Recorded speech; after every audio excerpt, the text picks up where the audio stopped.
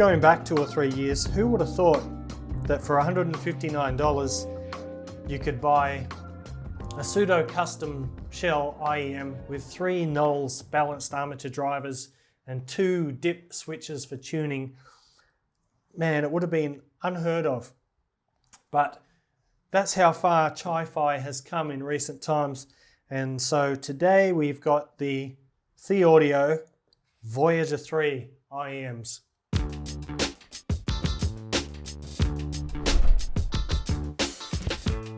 What's cracking, audio fans? It's David here from Prime Audio Reviews. Great to see you here.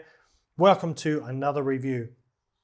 As far as the packaging goes, there was no external or retail packaging. They basically just came in this case, which is a metal case. Really nice. Great for protecting your IEMs, apart from this horrible font that looks like something that came out of a cereal box. Inside were the IEMs and the cable, of course.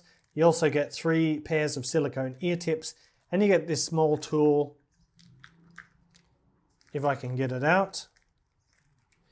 You also get this small tool which is used for manipulating the dip switches because they're too small to do it by hand. And here are the IEMs themselves. Before we get to those, I'll quickly go over this cable. This is a beautiful silver-plated copper cable, and I don't know if you can tell from the camera, but it is really, really nice. It's absolutely beautiful. I'll zoom in a bit. Really good. So you've got a straight aluminium 3.5mm plug with a carbon fiber band around the center. Nice strain relief there. Look how soft it is. Really soft and supple. It handles beautifully. Got a nice lightweight Y-split with a plastic bead that acts as a chin slider, and it works very well. Finally, at the top are these transparent 2-pin connector housings. This I do not like. I will explain why quickly.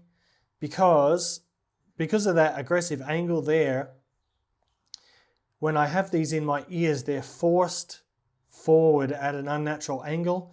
To fit properly in my ear canal, they sort of need to be at an angle like this, which I can easily do with a regular connector. But because these ones are so aggressively angled, they sort of, they're pushed forward like that, and they just don't fit. So I ended up actually swapping this cable out for one of my own. I don't think many other people will face that same issue, but just keep it in mind if you have experienced this type of cable before. All right, let's look at these shells quickly now. In terms of build quality, they are absolutely beautiful, especially considering the price. Transparent shells here, absolutely flawless, beautifully clear and clean. Inside you can see the 3 balanced armature drivers. There's one small one at the front, 2 larger ones back there. And here are the 2 dip switches for tuning. Basically what they do, the left switch controls the quantity of the bass, and the right switch controls the upper mid-range and the treble. So overall you get a total of 4 different sound signatures possible with these switches. You might be able to notice, but these shells are a little bit on the large side despite having only 3 drivers, but they are kind of big. Keep that in mind. If you have very small ears, they might be a little bit large for you. We've got dual soundboards there. So overall, the build quality is fantastic. Very nice indeed. All right.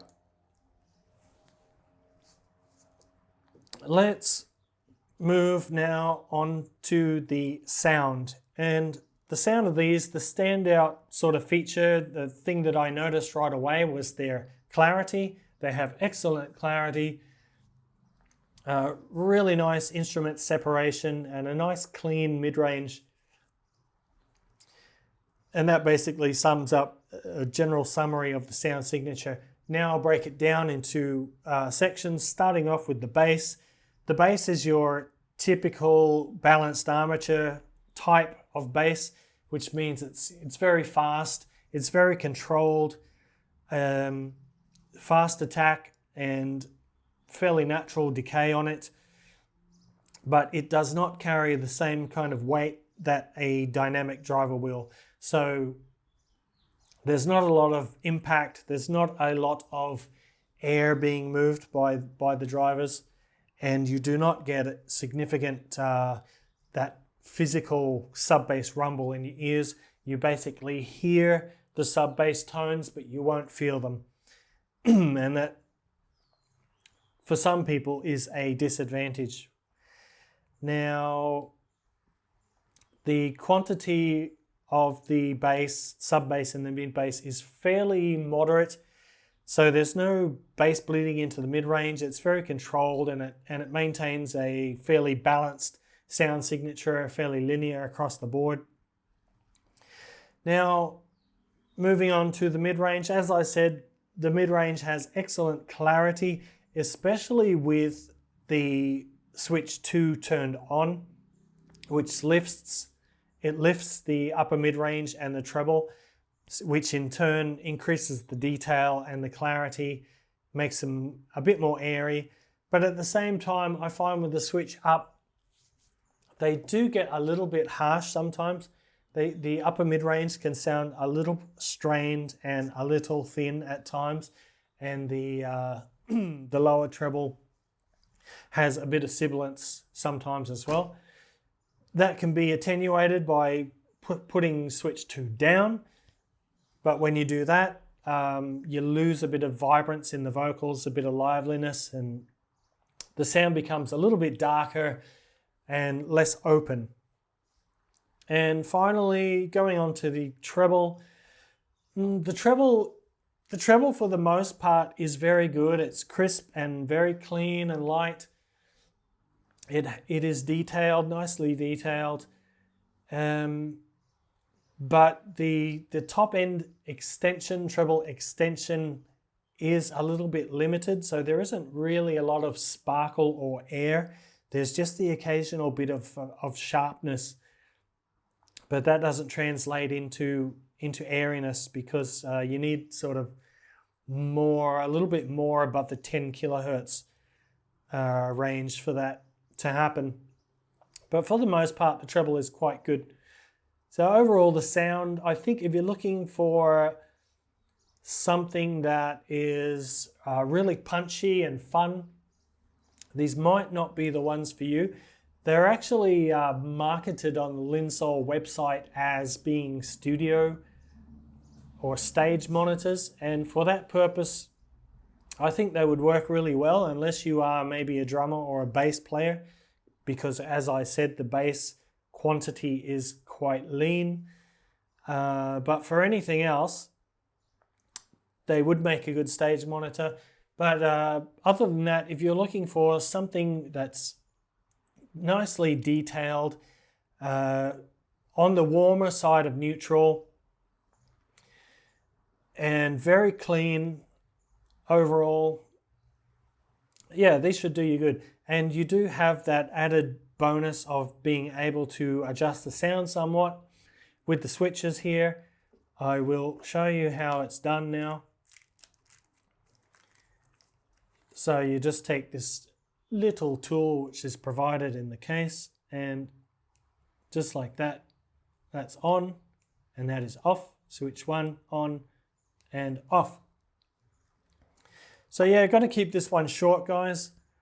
Thieaudio Voyager 3. Overall, yeah, very good value. I am looking forward to trying more from Thieaudio in terms of IEMs in the future, because I think these show a lot of potential, and I really hope they bring out a hybrid with the dynamic bass driver. Either that, or maybe add one or two more BAs to fill out that bass a bit more and give it a bit more body. But yeah, that's it for this review, guys. If you liked this video, go ahead and give it a like, Parfam audiophile style. If you want to see more reviews like this in the future, make sure you hit that subscribe button. And until next time, I'll see you later.